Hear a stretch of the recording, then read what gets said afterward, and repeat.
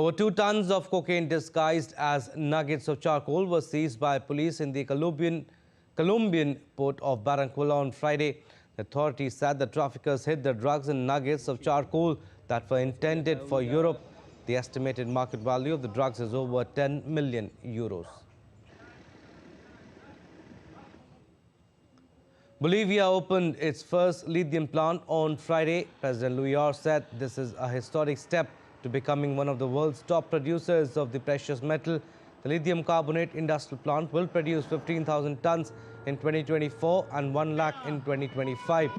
Bolivia is the global leader in lithium resources with an estimated reserves of 23 million metric tons. And a unique gingerbread exhibition is on display in New York City, featuring contributions from over 50 architecture, landscape and design offices, each offering their interpretation of sustainability in edible creations.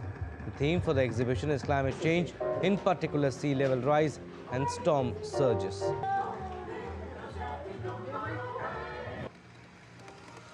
Now, Venezuela and Guyana have signed a non-aggression agreement amid tension between the two countries. The neighboring states both claim the disputed and oil-producing region of Essequibo. However, key issues of the dispute, such as the extraction of resources in the region, were not addressed. DD India's correspondent Maritrini Mena has more details. Venezuela and Guyana have agreed not to use force or threaten each other as concerns over the disputed Essequibo region grow. After a meeting hosted by the Caribbean nation of St. Vincent and the Grenadines, Venezuelan President Nicolás Maduro and Guyana's President Mohamed Irfan Ali met for talks. The gathering was promoted by neighboring countries such as Brazil, the prime ministers of several Caribbean states, and 2 observers from the United Nations, as part of efforts to avoid a military confrontation between the two countries.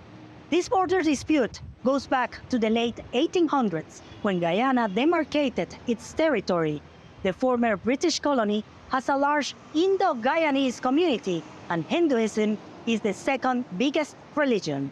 Venezuela argued Guyana illegally expanded its border and took land that belonged to Venezuela. Since then, Caracas has been claiming the territory over which Guyana has administrative control.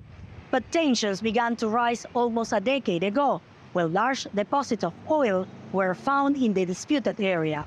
Earlier this month, Venezuela held a referendum to claim the right to that land.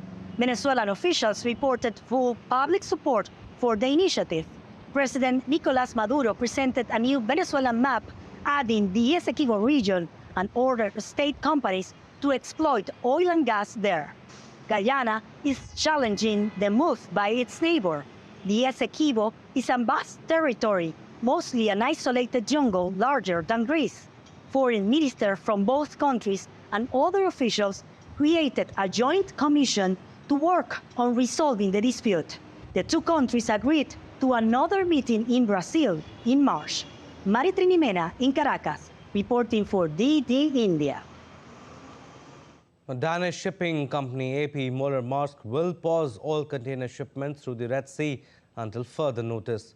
A spokesperson for the company on Friday said the company has instructed all Maersk vessels in the area bound to pass through the Bab al-Mandab Strait to pause their journey until further notice following the attack on a container vessel.